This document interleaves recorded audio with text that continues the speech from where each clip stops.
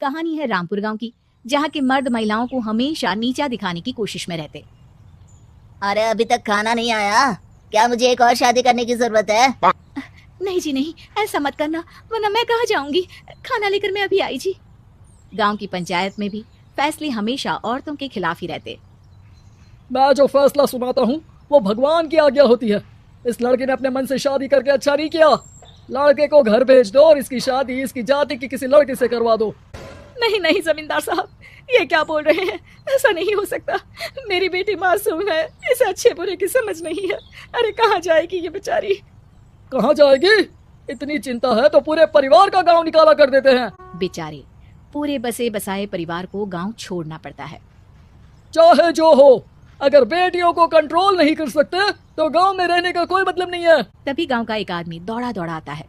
सरपंच साहब, जमींदार साहब, वो कालिया है ना, उसकी बेटी पढ़ने के लिए शहर जा रही है। अच्छा, ये कब हो गया? लेकर आओ उसे और उसकी बेटी को। बस फिर क्या था, हाजिर हो जाते हैं कालिया और उसकी बेटी सरपंच के सामने। अरे कालिया, ये क्या सुनने में आ रहा है? बेटी को इंजीनियर बना रहा है तू? और ये बता, गांव में तो स्कूल नहीं है, फिर कहां से इतनी क्लास पास कर गई तेरी बेटी? सरपंच जी, मैंने ऑनलाइन पढ़ाई की है, डिस्टेंस लर्निंग से। सभी में मैंने अच्छे नंबर पाए हैं, जिसे देखते हुए शहर की इंजीनियरिंग कॉलेज में मुझे स्कॉलरशिप मिली है। वाह जी वाह, क्या होती है ये? पहले तो ये बताओ, फिर आगे की बात करते हैं। तो ऐसे मैं फ्री में एक अच्छी शिक्षा लेकर गांव में जो कुछ परेशानियां हैं, जैसे बिजली, पानी और इंटरनेट जैसी समस्याओं के लिए काम करूंगी। मैं गांव को शहर से जोड़ने के लिए पुल का निर्माण करवाने का प्रस्ताव रखूंगी। मुझे पूरी उम्मीद है कि जल्द ही हमारा गांव भी तरक्की की राह पर चल पड़ेगा।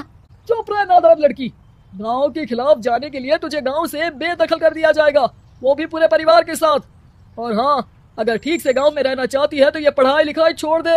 अरे नहीं नहीं सरपंच जी, राधा बिटिया जो बता रही है, अगर वैसा हो जाए तो हम लोगों को पैसा कमाने के लिए बाहर नहीं जाना पड़ेगा।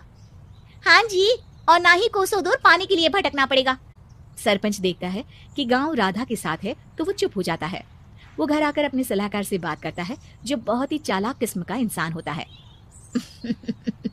अरे सरपंच साहब, आपको बहुत ही होशियारी से काम लेना पड़ेगा। एक बार गांव तरक्की कर गया, यहाँ के बालक पढ़ लिए तो कोई ना पूछेगा आपको। हाँ, लेकिन करे तो क्या करे? वो ना आप मुझ पर छोड़ दीजिए, बस मैं जैसा बोलूं करते जाइए। कलाऊंगे? यह क्या होता है? अरे यह तो खून से लिखा है, लगता है कोई भूत प्रेत या चुड़ैल का साया है। चलो सरपंच जी के पास चलते हैं। और ये तो बड़ी मुश्किल की बात है। चलो, मैं एक बाबा को जानता हूँ, उन्हें बुला लेता हूँ। सरपंच बाबा को लेकर गांव के घर के बाहर जाता है।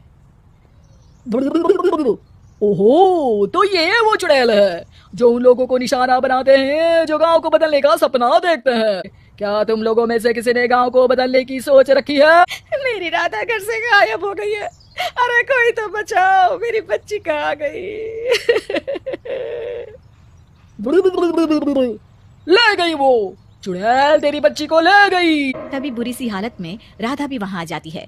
उसके बाल चुड़ैल की तरफ फैले होते हैं और कपड़ों में खून लगा होता है। सभी राधा को देखकर डर जाते हैं। माँ, पता नहीं मुझे कौन उठा कर ले गया था। अरे दूर दूर हो जा चुड़ैल, अब हम लोग इस गांव में नहीं रुकेंगे। अरे कैसे बातें कर रहे हैं आप? कल तो आप मेरे भरोसे गांव का हुलिया बदलने, अपने बच्चों को पढ़ाने और तरक्की उन्नति की बात कर रहे थे। ये फिर तुम लोगों को बहकाएगी। ये चुड़ैल गांव में आ चुकी है, ऐसे ही ये तुम्हारे घर के बच्चों को भी ले जाएगी। गांव वाले राधा को गांव से बाहर निकाल देते हैं। उसके माँ बाप रोते रहते हैं, लेकिन गांव वाले नहीं मानते। देखा, सांप भी मर गया और लाठी भी नहीं टूटी। सरपंच के घर के बाहर भी वही शब्द लिखे होते हैं। और फिर सरपंच की बीवी कहती है, हमारी बेटी को किसी ने अगवा कर लिया है। तभी राधा का भाई वहां आ जाता है। अरे गांव वालों, मैंने सरपंच जी की बेटी को देखा था, वो चुड़ैल उसे उठाकर ले जा रही थी। अरे क्या मजाक कर रहे हो? नहीं नहीं सरपंच जी, आप नहीं जानते, वो चुड़ैल अब आपकी बेटी में आ जाएगी।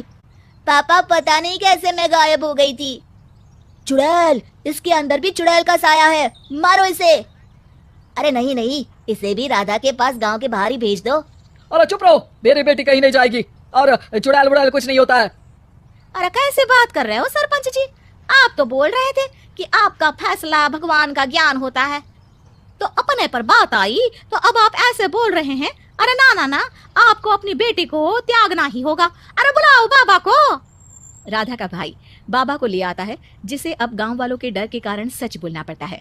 मैं कोई बाबा नहीं हूँ, मैं तो मोची था। ये सलाहकार महोदय ने मुझे कहा था एक्टिंग करने को। अब वो मुझे पैसे देने वाले हैं। अब मुझे माफ कर दो। तभी वहां राधा आ जाती है। देखा सरपंच जी, जब गांव के बच्चे साक्षर होंगे तो आप जैसे लोगों की चालाकी नहीं चलेगी।